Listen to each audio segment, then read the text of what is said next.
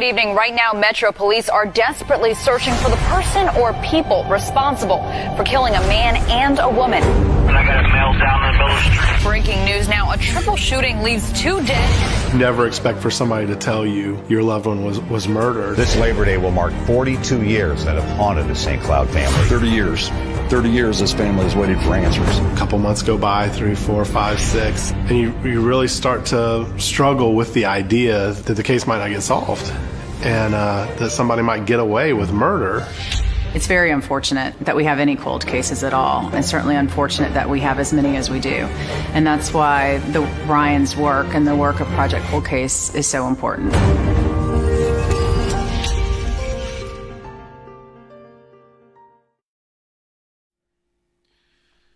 All right, hello. Thanks for joining me today. As you can see, I'm flying solo today. No special guest.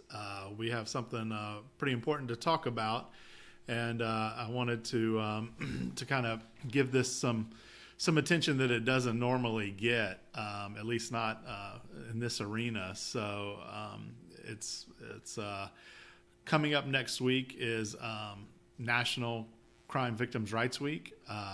That is a movement that has been going on for decades now, and an opportunity for communities to show their support for victims in their community, support for law enforcement in their community, prosecutors, state attorneys, district attorneys, victim advocates, and courageous victims around the country will all be recognized next week. There will be candlelight vigils, there will be walks, there will be breakfasts, there will be award ceremonies.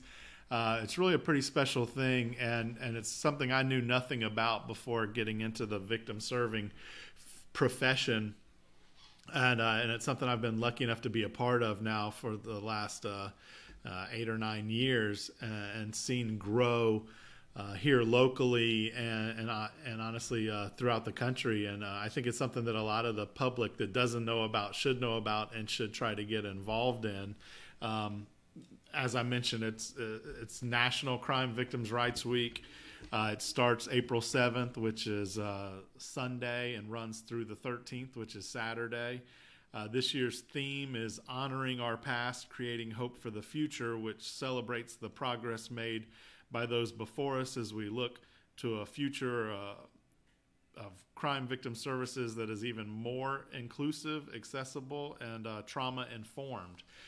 Those are very important things as our world continues to evolve. We are reaching more people. We need to reach more people. We need the support of the community to be able to do that. The Office for Victims of Crime, OVC, handles a lot of kind of getting National Crime Victims' Rights Week off the ground. They come up with the logo, the colors, the slogan each year. It rotates, it changes. They put together a video. I'm going to show one of those right now. Clint's going to show it. It's only about a minute and a half long, but this will give you a little bit of an idea about OVC and victims of crime and what next week is all about, and then we'll talk some more about it. The crime victims movement arose out of a million cases of injustice.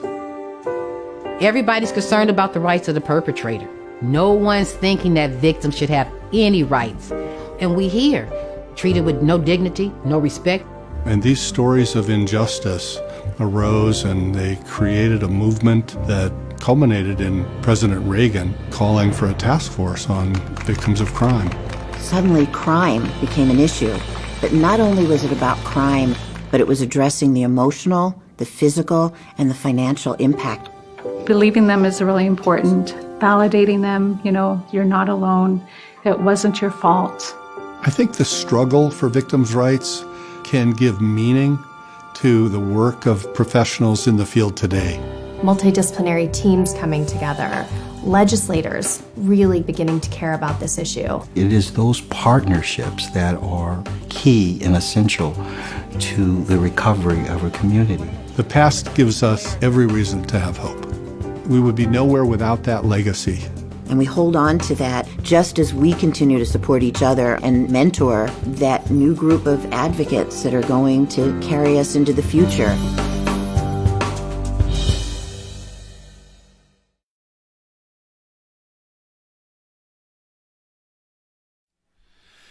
So there you go. There's a very, very brief background on National Crime Victims' Rights Week. There's actually like a 5-minute video or 7-minute video on their website as well. We may post that in the comments, but that seemed just wanted to give you a taste of what it's all about and who was how it came to be. In fact, if you've watched these Facebook Lives in the past, you may remember Jay Howell, a victims' rights attorney that came on here 6 weeks ago or so. He was a large part of the movement for victims to gain their rights in the early 80s.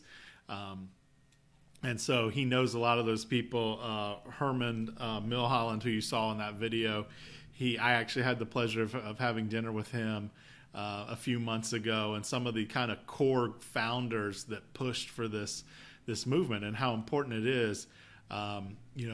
We've talked about this before, that the Constitution was written to protect the rights of the accused.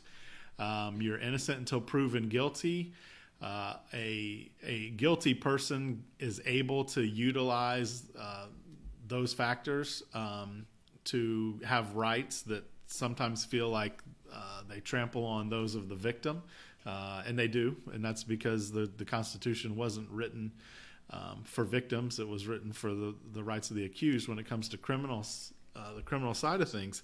So as we as victims struggle with that mightily, there have been a lot of people for a number of years now that have been fighting to make sure that we are treated equally and fairly, or as close to equally as possible, and mostly fairly when it comes to the judicial process,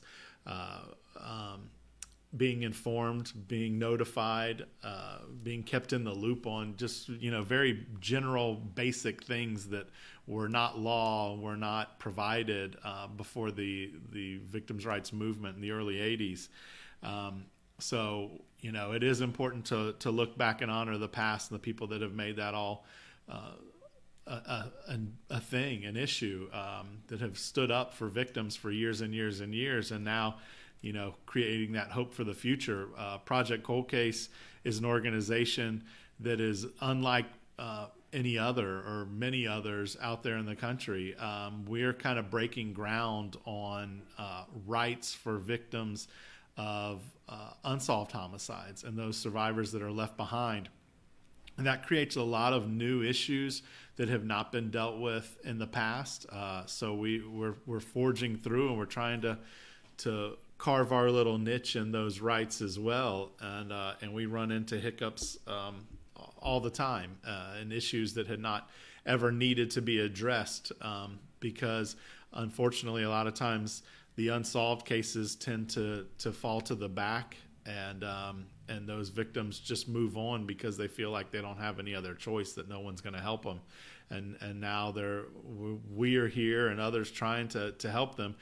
Sometimes we have to forge through legislatively and through other means in order to make sure that their voices are heard as well. So that's what we're doing. Next week is an important week. I'm going to talk about some of the events we have locally. If you're in Jacksonville, Florida, there are a number of events that go on starting Monday with a press conference at City Hall. That'll be Monday, April 8th at 11 a.m. That's always an important thing. They usually have a survivor speaker and read a proclamation, and get the mayor and city council and the state attorney involved, and the sheriff with that kind of thing. So it's usually a good opportunity for survivors and other community members to come out and see what's happening and be seen. Monday night is a tossing of the roses by a local organization called the Justice Coalition, where they give families of victims a rose and they toss it into the St. Johns River. That'll be down near the Landing. The Landing is going through transition right now, so I think it's actually north of the Landing, in between the Landing and the Times Union Center is where you'll meet for that Tuesday, April 9th at 11. And that's at 6 p.m., by the way, if I didn't say that, for the tossing of the roses. And if you can't read that event list. We'll post that in the comments as well so that you can see it a little better if you're a local Jacksonville person. But Tuesday, April 9th at 11:30, the UNF Women's Center is hosting a Walk in a Woman's Shoes event on campus. I haven't been a part of that, but I tried to a couple of years ago. My understanding is that they get some men to don some high heels and try to walk across campus as a symbolic walk for the plight of victimized women over at UNF. Wednesday, the 10th, will be some workshops for victim serving professionals, a resource fair for individuals that may be curious what kind of agencies and organizations are around Jacksonville that assist with victims. It would range from domestic violence to sexual assault, homicide, etc. Then there's an awards luncheon at the main library downtown. All of those events are Wednesday or downtown main library. The luncheon is a ticketed event. It costs money. I think it's $30 a ticket or $300 a table, and they may or may not be sold out. Well, on that infographic on that event list is a contact number if you're interested in that stuff. And participating. That awards luncheon typically shows, provides a meal, and it also acknowledges a outstanding law enforcement officer, an outstanding judicial advocate, an outstanding victim advocate, a courageous survivor, and a media advocate. So it's always interesting to see who is doing good in our community and actually being acknowledged for it and recognized. And so we are supporters of that. Unfortunately, I won't be able to attend this year, but we have half a table that will have representatives from Project Cold Case supporting them.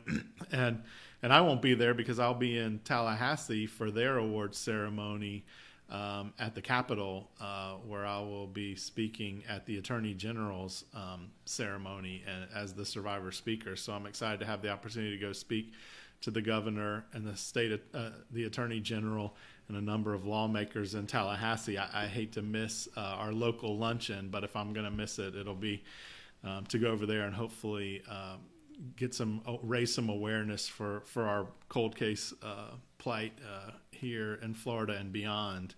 Back to local in Jacksonville, Thursday, April 11th at 6 p.m. Safe Haven is hosting a releasing of lanterns on the river. And Saturday, April 13th from noon to 2 p.m., Families of Slain Children will host a butterfly release at their office on Myrtle Avenue. We'll post that event graphic in the comments, but if you want to go on Facebook to the Victim Assistance Advisory Council Facebook page, that's who kind of compiles all of these events that are being hosted in our city, and that's the Mayor's Victim Assistance Advisory Council. They're a local group that meets monthly to discuss issues within our community as it relates to victims of crime. A couple of other things, that just kind of to show the magnitude of this. In Washington, D.C., the Office for Victims of Crime, the OVC again, they will host their 2019 National Crime Victim Service Awards ceremony from 2 to 3 on Friday, April 10th. The National Organization for Victim Assistance, NOVA, is honoring their 2019 NOVA Board of Director awardees at a National Crime Victims' Rights Week cocktail reception Thursday, April 11th from 5:30 to 7:30. Those are both in Washington, D.C. If you are not in Jacksonville and you're not in D.C., go to Facebook. In the search bar, just search National Crime Victims' Rights Week. Once you do that, you can, on the left-hand side, you can kind of filter your searches for next week. You can do of all time, but it'll show you a bunch of events that have already come and gone. But if you search next week, and if you check the location box, which is your area, If there are any events that have been posted on Facebook in your area, they will show up. We were able to identify the Flagler Beach Police Department here in Florida is sponsoring the 7th annual Sunrise Ceremony honoring victims of crime Sunday, April 14th at 7 a.m. at the Flagler Beach Pier. The Parents of Murdered Children Tri-County chapter down in Fort Pierce, Florida is hosting a candlelight vigil on Wednesday from 5:30 to 6:30 at MLK Dreamland Park.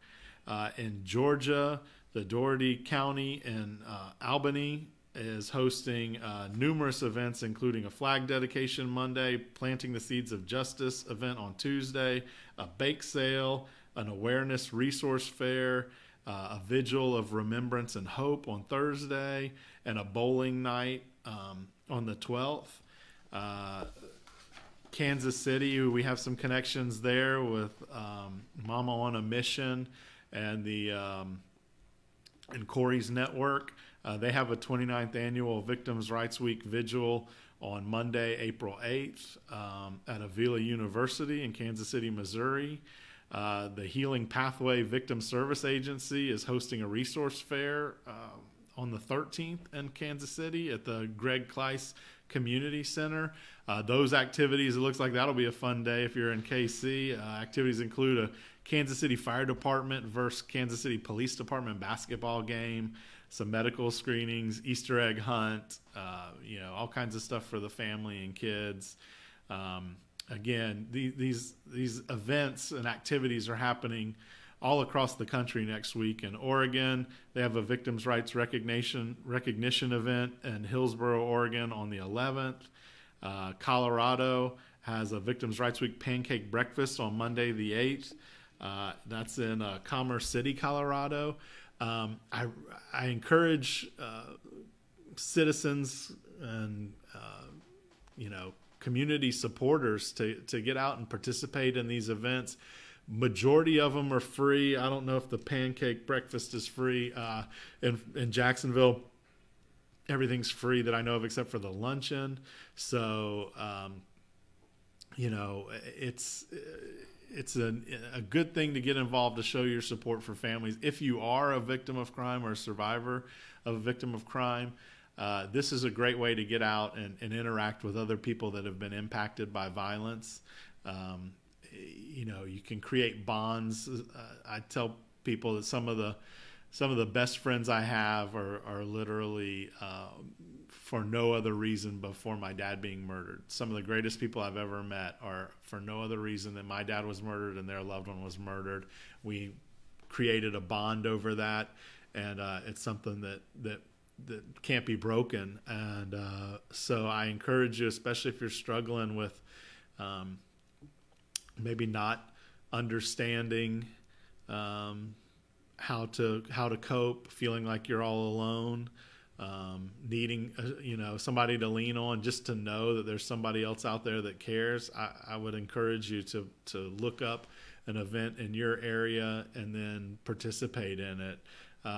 We've got a couple of quotes that the Office for Victims of Crime posted on their website as kind of inspirational and motivational messages, particularly for next week. And we're just going to kind of, those will run along the bottom of the screen. Today's probably not going to be a very long Facebook Live, just because it's just me, and I don't want you to have to stare at me the whole time. That video was only a minute and a half. That was your only break today. So if you just take a look at the, at those quotes as they come and go, and kind of be reminded the importance of having support, having hope, having people to lean on and guidance during a tough time. That's what a lot of these quotes mention, and that's what we want to share with you. I can tell you in years past, participating in a number of these Victims' Rights Week events, that it really is a bonding opportunity and an opportunity to not feel alone. Monday is the opportunity, The mayor is sometimes there. A representative from the mayor's office is always there. I know that the state attorney, Melissa Nelson, who has been a guest on this Facebook Live in the past, she does her best to participate and be there, or a representative from her office.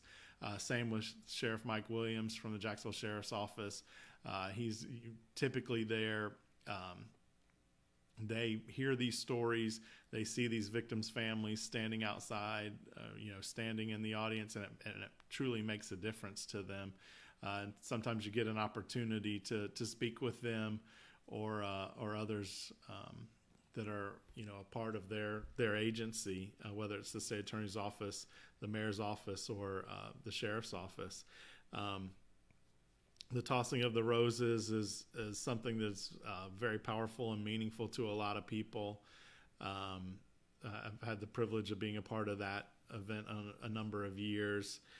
Again, I unfortunately won't be able to participate in some of these events this year, as we'll be doing some traveling and doing some stuff in Tallahassee. But know that we will be represented at a number of the events this year. I do plan on being at the press conference in City Hall Monday, and then I will be at as many of the other events as I can.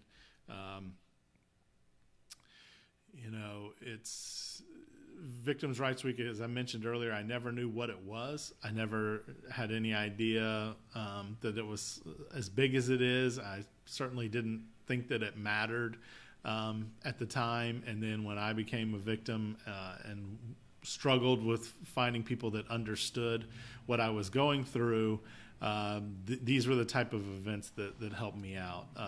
Candlelight vigils, butterfly releases, Families of Slain Children does a great job with their community events. I would encourage anyone that has experienced a homicide, solved or unsolved, in the community to participate in Families of Slain Children's event over on Myrtle Avenue I think that one's on Saturday. Again, we'll post the details in the comments for anybody that has questions.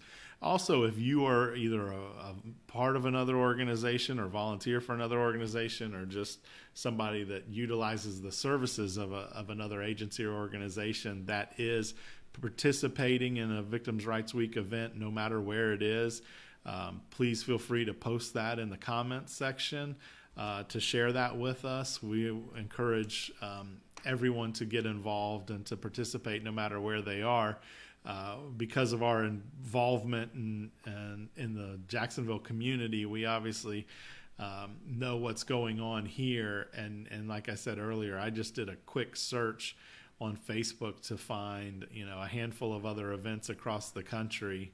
I know there's organizations in Colorado that do events. There should be something going on in your area. If there is not something going on in your area, then I would encourage you to go to the Office for Victims of Crime website and OVC website and sign up for their newsletter to be informed about next year's Victims' Rights Week, and what week that'll be and what the slogan will be, and they will provide you with logos, letterheads, buttons, all kinds of graphics that you can use, and a template on how to go about setting up an event in your area. A lot of times your law enforcement agency will gladly send representation, the city that you live in, the state attorney, district attorney. They recognize the importance of this, and if you can set up a vigil somewhere, or a pancake breakfast, or an awards luncheon, sometimes you have to be the one to take the step and to do it, to get people to understand how important it is. And OVC will help you step by step with how to do that. So I encourage you to not just let it go. If this is something you think would be needed and necessary in your community, there are ways to do that. And you can always email us at info@projectcoldcase.org if you have some questions on that kind of stuff, and we can try to point you in the right direction. That's that's pretty much National Crime Victims' Rights Week in a nutshell. I want to make sure you had the information and understand how important it is. Sometimes these things kind of sneak up on us. I want to make sure that people, that are watching this or will watch it later will have the opportunity to participate in some of these activities. Because this was such a short one today, I'll go ahead and just make a couple of other, announcements that may benefit those of you watching. Our website is projectcoldcase.org. We got a ton of great information on there, from frequently asked questions to unsolved homicide statistics, cold case spotlights, in the news, segments that we've helped with First Coast News, Katie Jeffries, and Action News, Lorena Inclan. We post links to their stories. Last week, First Coast News did an hour-long segment which featured a number of their unsolved segments that they've done in the past, including one on us on Project Cold Case. And the 5 girls that went missing in Jacksonville, Florida in 1974 in a 3-month span. A number of other cases, Cheryl Orcutt, Cleo Aska.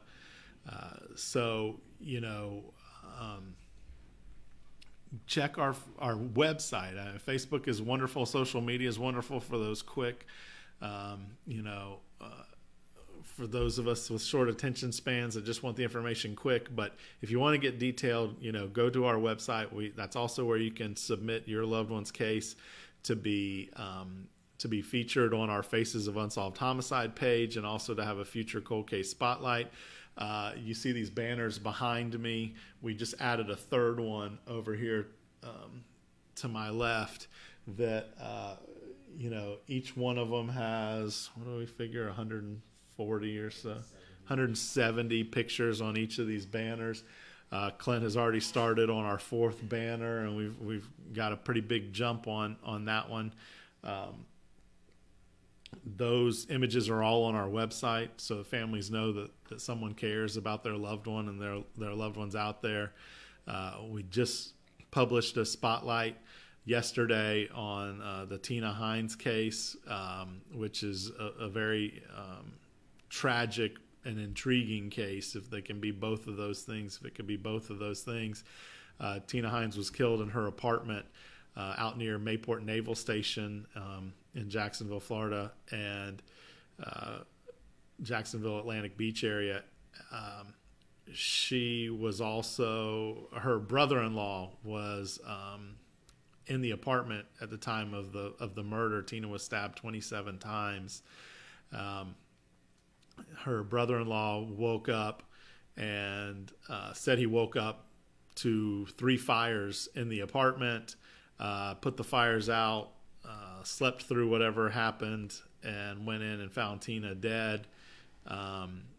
The authorities arrested him a short time later and charged him with her murder.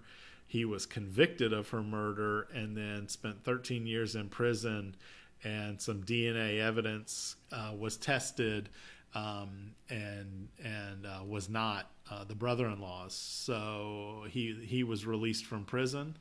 That case is back considered unsolved, and we did a spotlight on that one just yesterday, posted on our Facebook. Go there, read more about it. You'll see Tina's picture on our homepage. Couple other little things. Next week, my wife Valerie is going to join us on our Facebook Live, and we're going to give her an opportunity to kind of talk about her perspective on what happened in our lives. And with my dad's murder, with me leaving a much more lucrative career in architecture as a project manager and becoming a victim advocate, and then starting our own organization focused on cold cases, unsolved homicides, what that's been like, the struggles that's put us through in our marriage, the financial burden that put us through, with her having to take on all of our expenses for a number of years while we got this thing off the ground. What it was like to lose her father-in-law, who she had, had only known for a few years at the time he was killed. I mean, we dated for 2 years and we were married for 2 years when he was killed. So, he wasn't as much a part of her life, as her own father, or as he was for me, but she obviously cared about him. He cared about her. And what that's like for one of our spouses or one of our friends or one of our coworkers or significant others to watch us be hurt like that, and to struggle with those things, the grief that we're struggling with, and them sometimes not be able to provide the support that we're looking for. And so she's going to talk a little bit about that and how hard that has been on her, and how we have succeeded, and doing this. And, for me, a lot of that is trying to build a better, safer world for our children. And she understands and respects that commitment and has been supportive of that. So we're going to let her come in and talk a little bit next week about that. Another thing that I'm going to go ahead and announce here, and that you'll see on Facebook and other social media outlets soon, is Project Cold Case is growing. We are starting to collect resumes for victim advocates. So that is something that we're still toying with right now, and how that's going to all work and come together. But if you're interested in working at Project Cold Case, we've got a number of criteria in order to be here. We'll be posting that information online. And again, you can send resumes to info@projectcoldcase.org. And we'll start collecting that, and it's going to be a little bit of a process. We have a board of directors that will review these applicants that we receive resumes for, an interview, and then make a decision. So lots of interesting things going on. Again, my wife Valerie will be here next Tuesday for a Facebook Live at noon, and then we will be jumping on the road and heading to Tallahassee to be a part of that the Attorney General's ceremony the following day. So we'll talk a little bit about that next week as well. In the meantime, visit our website, check our Facebook page. We usually have a post a day on something important going on in our world and in our survivors' world. Reach out to our office. info@projectcoldcase.org is the general email address, and we will try to help you however we can. So thanks for tuning in today. We'll see you next week.